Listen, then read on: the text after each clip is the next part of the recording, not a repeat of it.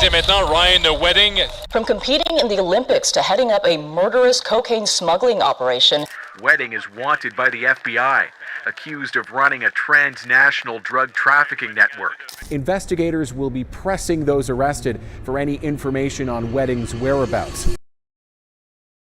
This guy couldn't look more Canadian if he tried, and that's exactly how the world saw Ryan Wedding back at the 2002 Winter Olympics, embracing the cold, loving the snow, and proudly rocking the red and white of Team Canada. Fast forward to today, though, and the clean-cut Olympian has taken a seriously wild turn.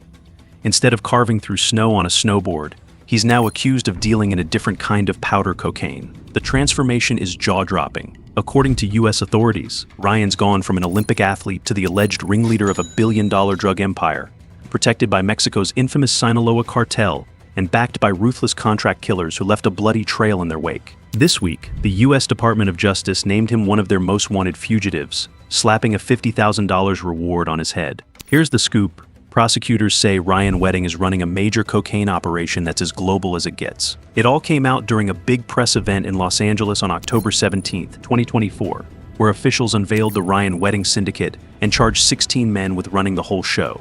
The accusations paint a crazy picture. This crew allegedly moved 60 tons of cocaine every year. Yep, that's 120,000 pounds or nearly 55,000 kilos. If you break that down, it's about 150 kilos a day. That's a lot of snow, and definitely more than what you'd earn from being an Olympian on a cereal box. Here's how it supposedly worked. Wedding relocated to Mexico, where he allegedly arranged for cocaine shipments from Colombia to be smuggled into the U.S.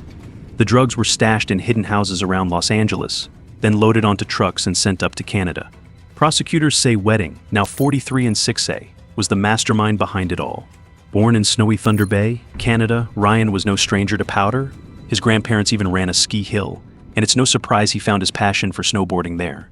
Later, he moved out to the West Coast and joined Canada's national snowboard team in 1995. He finally got his shot at the Olympics in Salt Lake City in 2002, competing in the men's parallel giant slalom, but the results weren't great. He placed 24th out of 32. After that, things spiraled downhill. In 2008, Ryan made headlines again, but this time it wasn't for snowboarding, it was for drugs. He got busted in California while trying to buy 24 kilos of cocaine from an undercover FBI informant. 3 days after flying in from Vancouver, authorities arrested him at a San Diego hotel. In court, he expressed regret, saying, "I guess I lost my way." But prison didn't seem to straighten him out. By 2015, he was making news again, linked to another massive cocaine smuggling operation.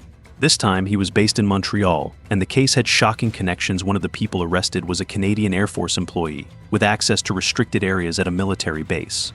Another was a member of the Coast Guard, serving aboard a patrol vessel. Ryan Wedding's story is wild, a ride from Olympic glory to alleged drug kingpin. Authorities say he's living large and dangerous, but if their case holds up, his snow-covered empire might just be coming to an end. The Canadian investigation into this whole mess, codenamed Project Harrington, wasn't just your average drug bust. Nope, it stood out because of its bizarre mix of characters and the sheer number of them who ended up dead. That was almost a decade ago, and Ryan Wedding hasn't set foot in Canada since. Instead, he's been living it up in Mexico, where he reportedly has strong ties to the Sinaloa cartel, thanks to his spouse. Oh, and Wedding's got options when it comes to names. Authorities say he's juggling 18 aliases. Some are fake identities, like Jesse King. Others are more dramatic nicknames like Giant Public Enemy and El Jeff Spanish for the boss. Then there are a few that sound like usernames from encrypted phone apps. Think Threema.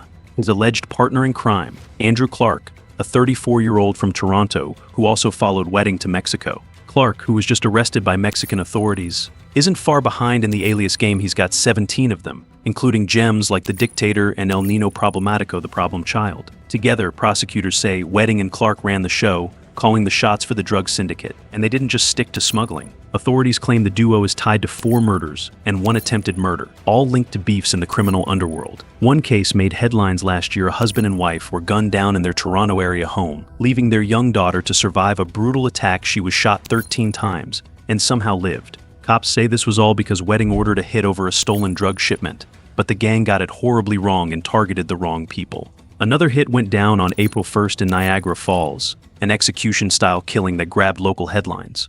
This one was allegedly ordered by Clark and carried out by a guy nicknamed Mr. Perfect, real name Malik Damian Cunningham. Cunningham was arrested in Toronto this week, bringing the total casualties in this saga to, you guessed it, 4 funerals and a wedding. Here's how prosecutors say the whole operation worked. Wedding and Clark were the bosses, giving orders from Mexico.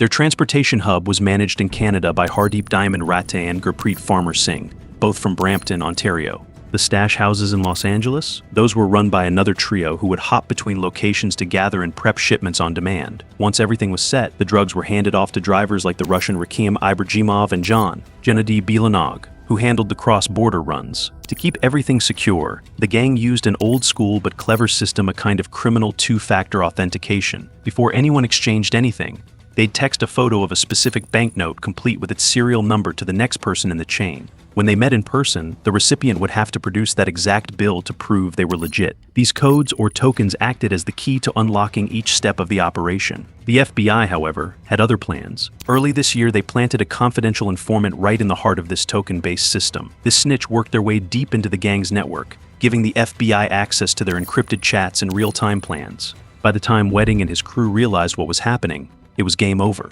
If this sounds familiar, it's because this exact playbook has been used to take down other smuggling rings.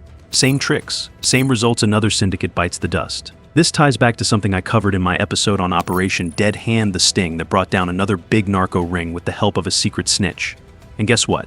It's possible the same informant was behind both operations, working like a pro and taking down cartels left and right. And speaking of surprises, Ryan Wedding isn't the only unexpected name caught up in all this. The FBI's operation stretched all the way to the other side of the U.S., where agents stormed a luxury waterfront mansion in Miami, Florida. It wasn't exactly a quiet affair. Neighbors were woken up by the commotion, and local news crews showed up to cover the raid the day before the big bust was officially announced. Oh, and fun fact, the mansion used to belong to DJ Khaled. Yes, that DJ Khaled. It's a seriously fancy place, too straight up palatial. But who were the feds after? Another Canadian, of course. This time it was Naheem Jorge Bonilla, a music producer who's been living in Florida for years. On top of making beats, Bonilla also owns a trendy South Beach restaurant. But according to authorities, he was playing a different tune behind the scenes. They allege he was working as a distributor for Wedding and Clark, who handed him 12 kilos of cocaine. Bonilla paid for 7 up front, promising to settle the rest later. But when Bonilla dragged his feet on payment, Wedding and Clark allegedly upped the stakes.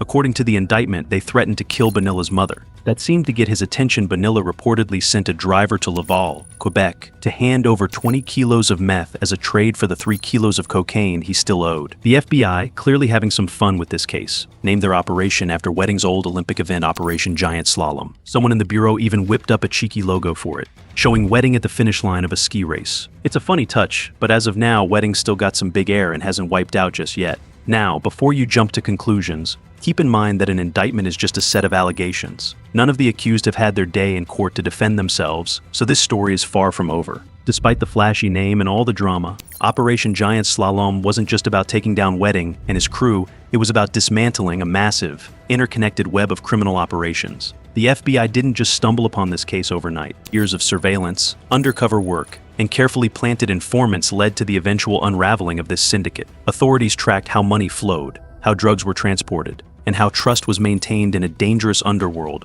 where betrayal often ends in bloodshed. One of the most fascinating parts of the case is how technology played a role in both hiding and exposing the operation. The crew relied heavily on encrypted apps like Threema to communicate, keeping their conversations out of reach from prying eyes, or so they thought. They were also meticulous with their token system, requiring banknotes with specific serial numbers to authenticate each step in their drug deals. But this level of precision wasn't foolproof. Once the FBI infiltrated the group, thanks to their confidential source, every encrypted chat and meticulously planned exchange became evidence against them. What's more, the network's reach was incredible. Wedding's syndicate stretched from Colombia to Mexico, the United States, and Canada. The operation wasn't just about selling drugs, it was a finely tuned logistical machine, moving vast quantities of cocaine, methamphetamine, and cash across borders. To pull it off, the syndicate had to recruit people at every level, from stash house operators in Los Angeles to truck drivers hauling contraband north into Canada. And then there were the enforcers, the hitmen who handled disputes with terrifying violence. Take, for example, Malik Damian Cunningham,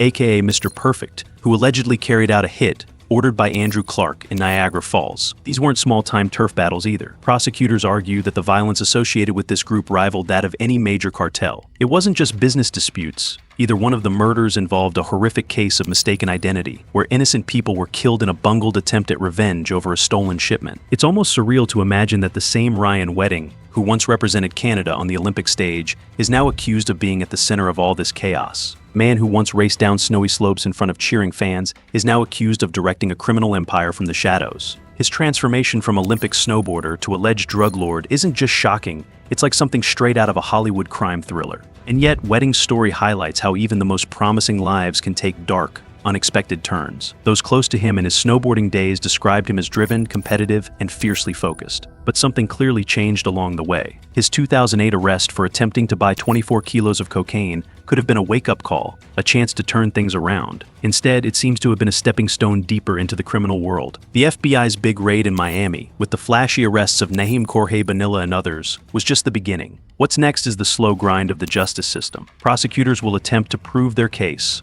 unraveling the full scope of the operation and holding those involved accountable. Meanwhile, the defendants will have their chance to tell their side of the story. But beyond the courtroom battles and shocking headlines, this story leaves us with bigger questions about ambition, identity, and the choices people make. How does someone like Ryan Wedding go from being a national sports hero to an alleged criminal mastermind? Is it greed, desperation, or something deeper? Some might argue that Wedding's competitive nature, the same drive that made him an Olympian, could have contributed to his alleged rise in the drug world. After all, running $1 billion criminal enterprise takes strategy, discipline, and a high tolerance for risk. But it's also a world that chews people up and spits them out. Constant paranoia, the betrayals, the violence, it's a far cry from the camaraderie and discipline of professional sports. For others involved in the case, like Bonilla, the story is equally complex. He wasn't just a drug distributor, he was also a music producer and restaurant owner, someone who clearly had legitimate avenues for success. Why did he risk everything to work with people like Wedding and Clark? And then there's the fact that threats of violence were used to control him, with his own mother's life allegedly on the line. Did he even have a choice in the end? And what about the victims? The innocent couple murdered in Toronto, their daughter miraculously surviving a brutal attack, will never get the justice they deserve if these allegations prove true.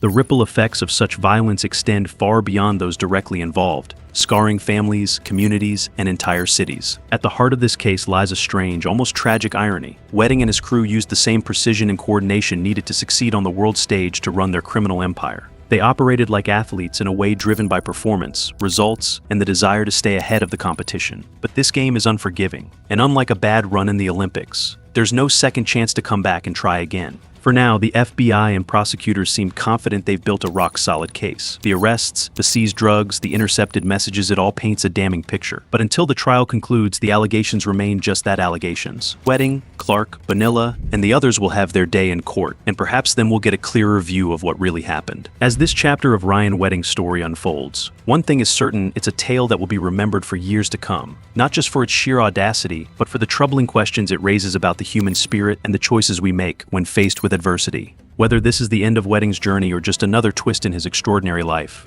only time will tell.